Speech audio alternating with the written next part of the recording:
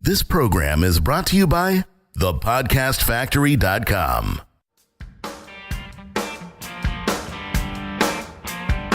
Hi, my name is Igor Kheifets, and this is The List Building Lifestyle, the only podcast which delivers cutting-edge conversion strategies from the online trenches straight to your earbuds.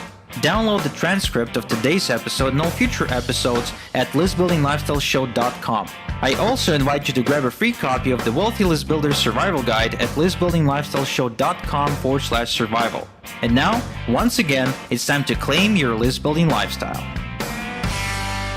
Welcome back, list builders, to another edition of List Building Lifestyle. We've been going email crazy, and that's going to continue today with Mr. Igor Kheifets. What's happening, my man? Hey, Jonathan, ready to talk some email, ready to up the game for the list builders who, honestly, Jonathan, I think email is where they suck. Where most people suck. Almost no one pushes the envelope with email. Yeah, that is true. Before you jump in, I'm going to do this because you talked about reviews on the last one, and let's go ahead and give props to one of our listeners who gave props to us. This comes in from Des Morgan, and he's in New Zealand, and here's what he writes. Igor is a wealth of knowledge when it comes to solo ads, and he freely shares his experiences and provides great advice so that any novice list builder can survive and thrive and build a viable business using solo ads. How about that? Wow, nice. Finally, some appreciation for my work. Thank you, Des. Listen, the appreciation shows up in your bank account every month. Don't try to fool us. Well, it's not. Oh, okay, you got it. So what do you have in store for us today, Igor? Jonathan, I remember having a conversation with a buddy of mine, Devon Brown, the creator of the easiest sales system and the web copycat. We were like masterminding about sales and about like how soon should you follow up with a prospect. And it's funny because I've had this question on my questionnaire when they filled out the form. It was a question like, when would you like us to contact you about this opportunity? And we would get all sorts of crazy responses like 5 p.m. the next day, next month, in August, like in 2 hours of me submitting the application, right now, etc. And, since Devon had way more experience, in sales than I've ever had, like he started out selling cars, actually. I asked him like, hey, D, like, how soon should I call them? Should I just wait for the time when they requested me to call them? Like if they say, call me next Saturday, I just call them next Saturday. He's like, are you crazy? You call them right away. Like the moment you get the damn application, you pick up the damn phone and you dial because they'll forget about you before next Saturday. They'll forget about you tonight. And that's so true, Jonathan. And that's double for email. So if you ever wonder about how soon should you follow up with the lead using email, okay, as soon as you like get the opt-in, if you will, the answer is now. The answer is immediately. The answer is as soon as humanly possible, which is why, when you get into my world, when you end up on Planet Igor, and you submit an application or get on my list, all of a sudden you start getting, you get at least 3 emails within the first 10 minutes. One to confirm your subscription, another one, to notify you what's going to happen next, another one to give you a gift or something like that. Like, there's a whole process we built out where 10 minutes into it, we kind of put a blanket on you. Like an Igor blanket, if you will. So you remember who Igor is, you remember why you opted in, and you remember that there is a conversation that's about to happen by the end of which you will have to give us a clear yes or no about a buying decision that you're planning to make. I need to submit an app and see what you're up to there, big boy. Oh yeah, you should play Prospect with me, man, for sure. And I don't mean it in a sexual way. You should just play Prospect with me, because I remember having this another conversation with a guy who works for a very famous marketer who's considered to be the go-to guy when it comes to funnels. And they purchased some traffic from me, and we got on the phone with them because they needed me to consult them on something. And so he's like, dude, how many times do you email? I'm like, well, depends on which list you end up on, but usually no less than twice per day. And when you just get on the list, you get several emails. He's like, yeah, I noticed that. You're like freaking spamming me. I'm like, oh, well, okay, I can appreciate that. I'm definitely mail more than the average bear. But let me ask you a question. Did you buy? He's like, yeah, I purchased 500 clicks. I'm like, case closed. He's like, good point. Maybe we should email more. No kidding. That's funny, especially from somebody buying traffic. He should have been thanking you for making it so easy. Yeah, not only that, but also a lot of people aren't ready to buy right away, Jonathan. I'm sure you've noticed that. I mean, you're doing the strategy session thing. I mean, is everyone you talk to like very receptive and says, "Oh yeah, let's sign up, let's do a podcast together"? No, not even close. So in order for us to pre-qualify people and to talk to only the best prospects and not to even waste time with people who aren't ready to make a buying decision yet. Not that we don't respect them, we just don't believe it's right to ask them to make a decision if they are not ready mentally, right, or emotionally or financially, Yeah. whatever. Like, we want to take them through this process. We want to build them up towards that point. We want them to feel comfortable during this conversation, and we want to align ourselves and understand where these people are. And this is really important. Like, a lot of people don't realize the fact that most people who get on your list, although interested, are not going to buy right away. And it doesn't mean that they don't want to hear from you. It doesn't mean that they just get on your list for the sake of getting your list and they will never read your emails, although some people are like that. But sometimes they need to stay on your list for a while before they can make a buy decision. It's just, maybe even not even make a buy decision, but sometimes they need to stay on your list just to make a decision to talk to you about making a buy decision. Again, remember, people are very timid and fearful. People have doubts. They're skeptics. They've been scammed before. They don't feel educated enough about your product. Like, I was going through this process a couple of weeks ago. This buddy of mine who I told you about, Jonathan,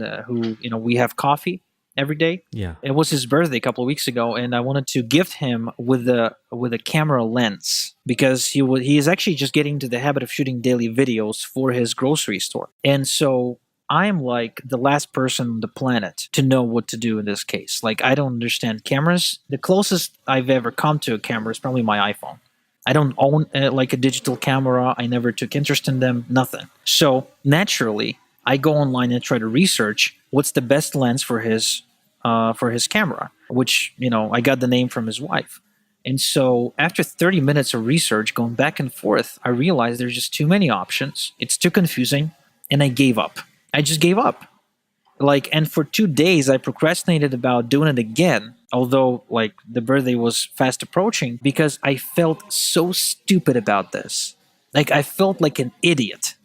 And naturally, I did not want to just go to the camera store because I was like, well, they're going to see that I'm an idiot about this and they're going to take advantage of me because, because we live in Israel and that's what people do over here. They're going to see that I'm an idiot. They're going to see that I don't understand anything about cameras. I cannot make an educated buying decision. So they're going to probably sell me something super expensive because I'm going to come in, I'm going to see me pull up in my $80,000 car, right? They're going to see me come in with my wife who has a Prada bag or whatever, and they're going to sell me something really expensive, which I don't need, which my friend doesn't need. So, long story short, what I've done, I've spent a couple of days watching YouTube videos, camera reviews, and then I also called up a friend of mine who's very knowledgeable in this, expressed what the goal was, and my friend needed to be able to shoot videos in a poorly lit, closed door environment, like his store, right?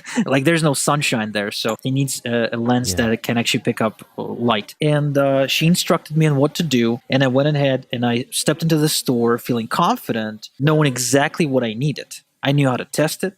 I knew what I wanted. I knew what I was looking for. I did not show up as an idiot, which again allowed me to feel that I was making an educated buying decision, because we all want to feel that way, Jonathan. No one likes to feel stupid when making a buying decision. Of course not. Then they are not going to make that decision like you did. You delayed it till you got educated. Exactly. And if there was not a deadline, I would probably kept on delaying that. Now, the beautiful part about list building is that it allows you to educate your clients seamlessly and slowly but surely get through to them to a point where they feel educated enough and smart enough to approach you and have a conversation, by which point you're already a trusted advisor. You're not just a salesman. They trust you. They want you to suggest what they are supposed to do because you projected the value and you projected your expertise through your daily emails. So I want to go back to something you mentioned you had to make that decision to buy the lens because you had a deadline. So how do you use that, or do you use that in your emails? Well, obviously, we had an episode where we spoke about scarcity, and it's a whole episode. It's a whole science on and of itself, and I recommend you go back and you listen to it. Scarcity is the single most powerful decision-making driver on the planet. I think just talk to pregnant women and the husbands of pregnant women. You'll see what I'm talking about. Like the deadline is evident. Now, how do I use it in my emails? Very simple. I would I would do a sale with a clear deadline. I would imply scarcity overtly, that I'm running out of my traffic runs out this month, and I'm booking the last couple of spots for June or whatever. And so if you want to run your traffic in June, you got to talk to me right now. I will talk about having allocated a very specific, very special type of traffic, and only having 10,000 clicks on that, and running a special deal on that. So long story short, I will use scarcity any way that I can in my emails. I will use date-driven scarcity. I will use amount-driven scarcity. I will use price-driven scarcity. I will use whatever scarcity I have to as often as I can in order to help people make buying decisions. But again, only do that after I've established myself as a trusted advisor and not just a sleazeball salesperson. What does your intake campaign look like? So you send 2 or 3 emails on the first day. Is it like a set autoresponder, or are they put right on broadcast? Well, actually, I'm more aggressive than that, Jonathan. I have 2 emails going out right away.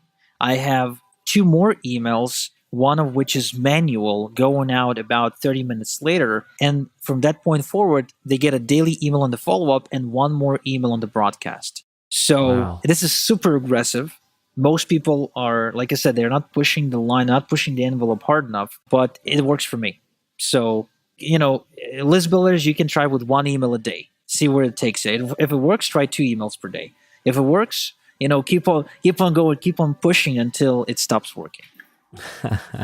I think you're scaring people right now.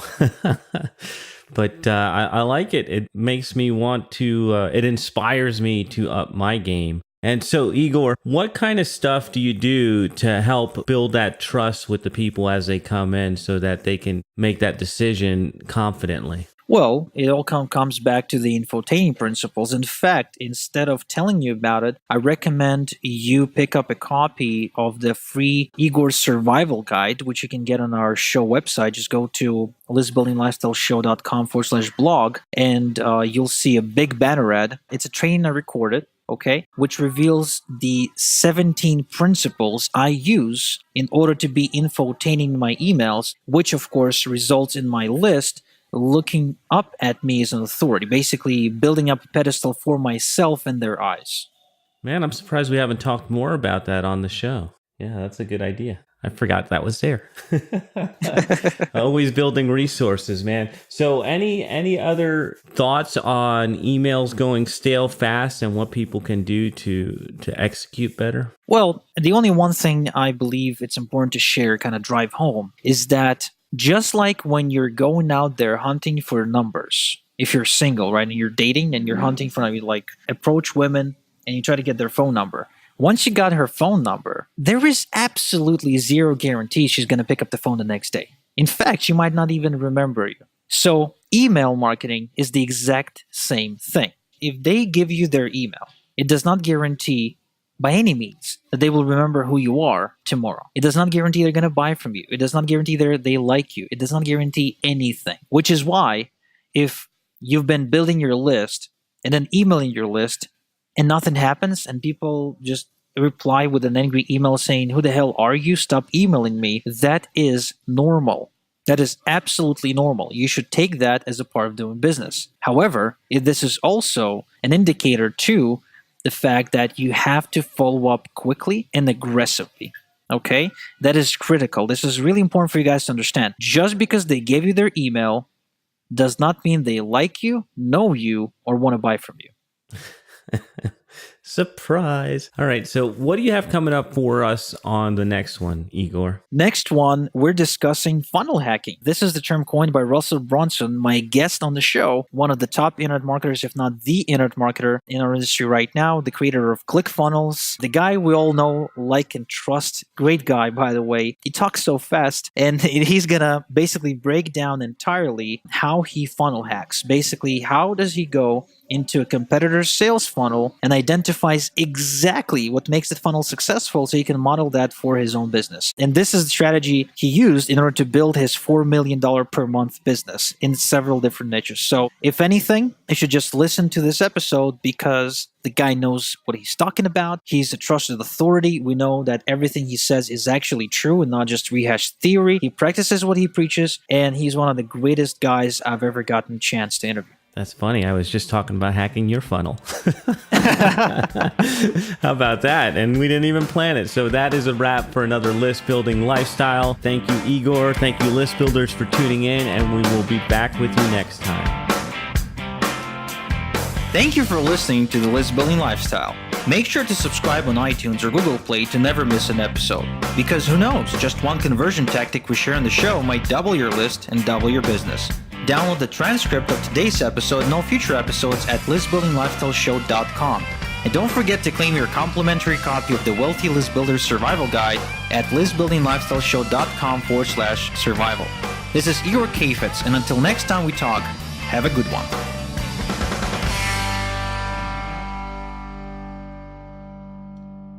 This is thepodcastfactory.com.